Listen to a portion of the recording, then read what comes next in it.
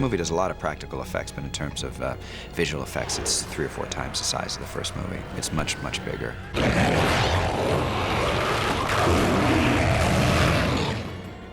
We had, almost 600 visual effects shots.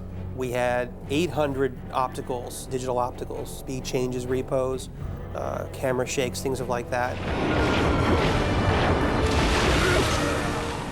And then sometimes it required using things like miniatures, which we did quite a bit of on this picture. Again, a lot more than we did on the last picture. All the helicopter work is all miniatures. The helicopter crash, all of that is done by miniature. Corvinus' ship is a miniature. On camera, action!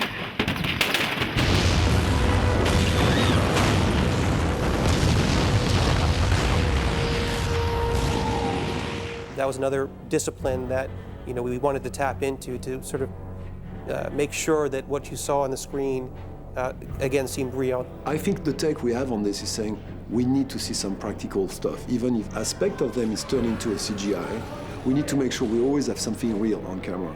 It's more believable. A vast majority of our shots are confused for practical elements, prosthetics, or animatronics.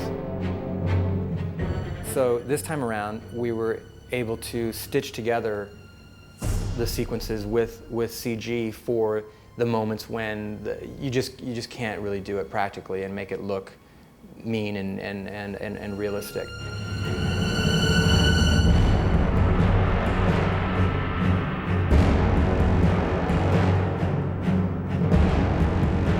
With Marcus, we knew going into it that the wings were going to be CG. The idea was that we would build the practical element of the talons without the flesh part, that whenever he was in the talon mode, we could use rods and such and actually use a practical element. So every time that Marcus, after the wings have done their animation, and then once, like when Tanis is pulled across the table, the minute that he gets stuck, everything else is practical. We secure it on him and then we have something live there, which I think, again, is just another help of once they're in the dialogue sequence and everything slows down and the action, it slows down for a minute and the pacing isn't going wild, it's great to have a practical element there. Yes. Well, one was kept in plain sight. I don't think you really look at this film and think, okay, well, that's, it's blaringly obvious where the CG then hands off to the practical stuff.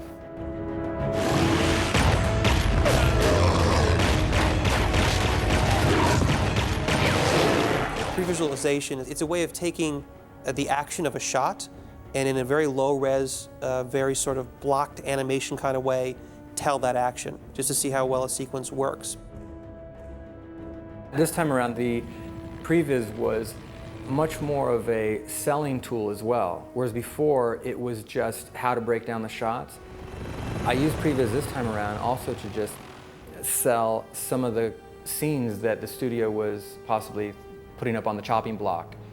Do we really want, do we want to spend the money to do this scene? Like, for instance, the truck scene was up on the chopping block for a very long time. And so I worked with the previs team and we put together the sequence and sold them on the idea based off of the previs.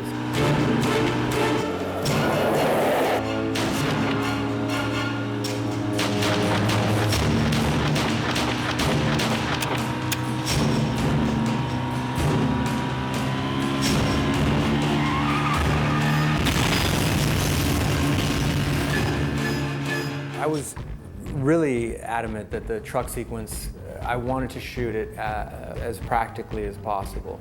I wanted a bit more of a Raiders of the Lost Ark traditional, gritty, down and dirty truck chase as much as I possibly could.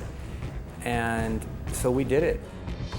We've got the green screen elements in there for the out the window stuff at times, but it's a difficult thing to do because we had a truck traveling down this very narrow mountain road. I wanted Marcus to be flying right alongside the truck, and to do that we had to build a crane and set up the crane in the back of the truck and secured to the flatbed. And then we've got this stunt performer who's literally hanging outside of the truck, and you could take this crane and he could swing all the way around. They could move him up, down, and control him. It helped, quite frankly, a lot to have the actor, the Marcus performer, the Marcus stunt double, in the same space as the truck. It wasn't like we were comping him into plates of a truck. We actually had him dangling in front of the truck, which just makes it seem that much more real. The bulk of it is right on location and swinging this guy around. But at the same time, he is dangling on, with this truck. So if the truck goes out of control, if the truck swerves, goes into the rock face, he goes into the rock face.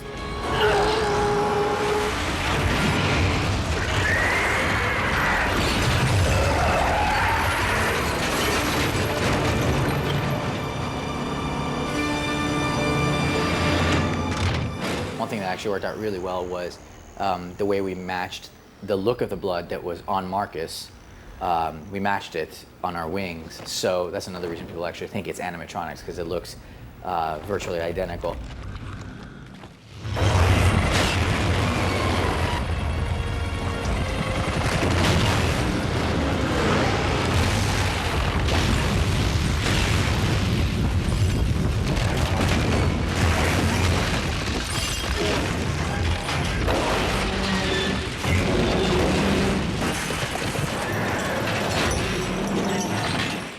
In the case of the helicopter crash, I mean, that's a classic example of everything. I mean, it's like every possible thing you could throw, visual effects-wise, at a sequence was thrown. I mean, there is, with the initial crash is a miniature, to which has been added a CG fortress in the background and a CG helicopter blade coming off toward camera. When it actually enters through the hole, that's certainly a miniature helicopter crashing toward camera. We shot a sky and comped that in. There's snow falling, which is a practical element we shot. There are CG rocks that fall around the helicopter. And then there are other shots where you're actually seeing a full-scale helicopter minus its tail falling in a practical set with Kate flying out of the way. There's a wide sort of establishing shot which goes by relatively quickly, but is really a great shot, where you see the helicopter sort of coming in, basically sort of just before it comes to a landing, it's crashing, and you see Kate jumping out of the way. And, again, it seems absolutely, I think, real, because we're combining all these things and using whatever works the best to tell that bit of the action or that bit of the story. I knew Victor made a mistake by keeping you as a pet. He should have killed you with the rest of your family.